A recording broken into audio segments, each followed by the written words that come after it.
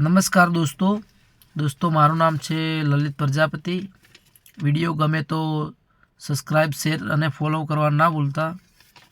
દોસ્તો એક વાત છે જે એવી છે કે કોઈ અંગદાન એ એક માણસનું અંગ એવા અલગ અલગ અંગો જે 5 માણસોના જીવ બચાવી શકે અને પોતે મૃત્યુ સામે ભેટી પડે એવો એક કિસ્સો છે। દોસ્તો કચ્છનો એક શિવમ આહિર જે ભરવાડ સમાજમાંથી આવતો હતો, એને માથામાં એક મગજમાં ગાંઠ હોવાથી તે જીવી શકે એમ છે નહીં। તે મોરબીની હોસ્પિટલમાં એડમિટ હોય છે અને એ હોસ્પિટલમાં એડમિટ હોય છે ત્યારે ડૉક્ટર તેને બચાવવાની ઘણી કોશિશ કરે છે, પરંતુ તે શિવમ બચી શકે એમ નથી। તો ડૉક્ટરે એના પરિવારને ડૉક્ટર મળે છે અને ખૂબ ગંભીરતાથી ડૉક્ટર વાત લઈને પરિવારને વાત કરે છે કે શિવમનું બચાવવાનું મારા હાથમાં નથી અને શિવમ બચી શકે તેમ નથી, કારણ કે તેનું દુઃખનું નિવારણ ક્યાંય થઈ શકે એમ નથી, કારણ કે ગાંઠ એવી હતી જે મટે તેમ નથી। તો શિવમ જીવી શકે એમ નથી, પરંતુ શિવમના શરીરના તમામ અંગો એ કામ આવે એવા છે।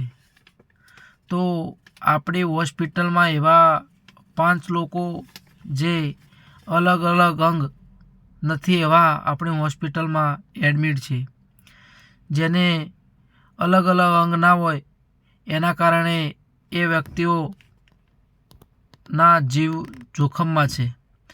જો શિવમ તો આપણે આમે બચાવી શકીએ એમ નથી, પરંતુ જો શિવમના અંગ જો કામ આવતા હોય તો આપણે આ 5 માણસોના જીવ બચાવી શકીએ। આવું ડૉક્ટર જ્યારે શિવમના ફેમિલીને કહે છે તો શિવમનો ફેમિલી એકદમ રડી પડે છે,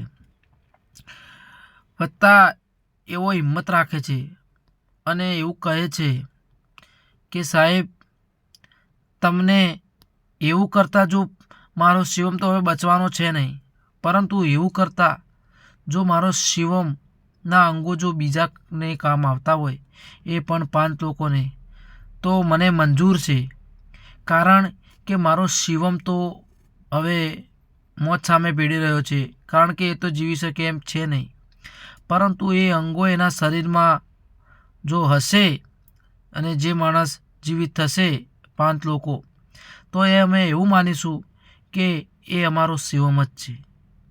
આ પરિવારને ખૂબ મોટું પુણ્ય કરવાની તક મળી છે અને આ તક જેના મનમાં જિગર હોય એ જ કરી શકે, બાકી આવું વિચારણા કરવી ને એ માણસને ખૂબ જ મોટી પુણ્યાર્થી કહેવાય છે, કારણ કે બધા આવું ના કરી શકે।